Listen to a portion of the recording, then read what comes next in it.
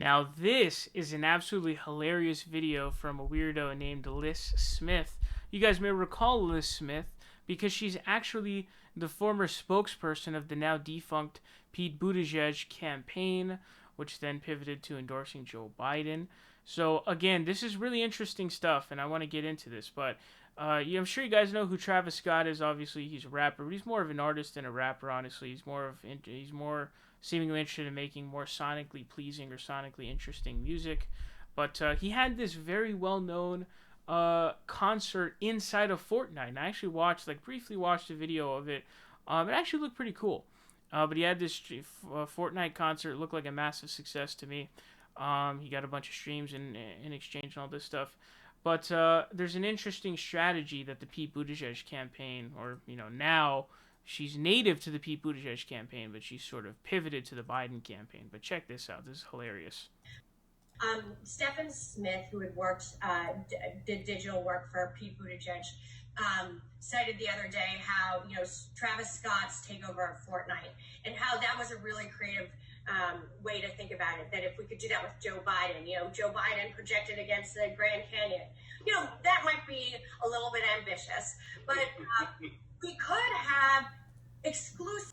That guy's reaction, I think, really says it all. He just does like a little laugh, just to that's such a dismissive laugh, like, oh, you're so dumb, that kind of a thing.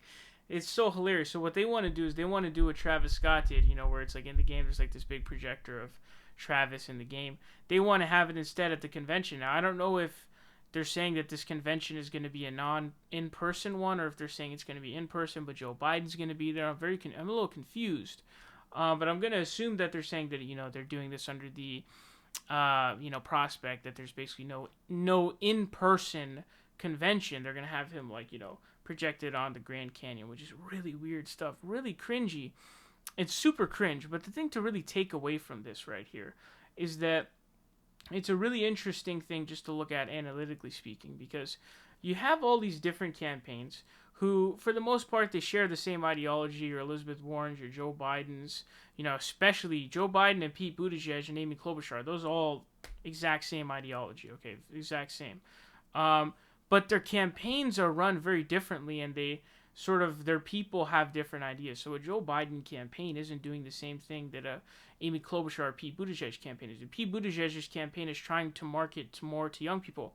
So this is an idea that comes from the Pete Buttigieg campaign, but they now have to adapt it. They have to take that strategy and somehow implement it for Joe Biden. So, they're thinking of doing these, we're going to copy the Travis Scott Fortnite event, but we're going to do it with Joe Biden. Now you're not even doing it with Pete Buttigieg. You're not doing it with Amy Klobuchar. You're not doing Kamala Harris. So it's really interesting to watch these non-native, staffers or people who are part of the DNC or the Joe Biden campaign, who were previously part of other campaigns, try and sort of adapt. And we went over that piece a couple weeks ago, or some time ago, actually, probably longer than 2 weeks ago, where there was some beef in the Joe Biden campaign, where they were trying to figure out who are we going to go with media-wise. Are we going to build an in-house operation, or are we going to hire Hawkfish, which is Bloomberg's whole thing, media company? What are we going to do? So very, very interesting stuff. And this is insanely cringe, okay? Really, really cringy stuff, man.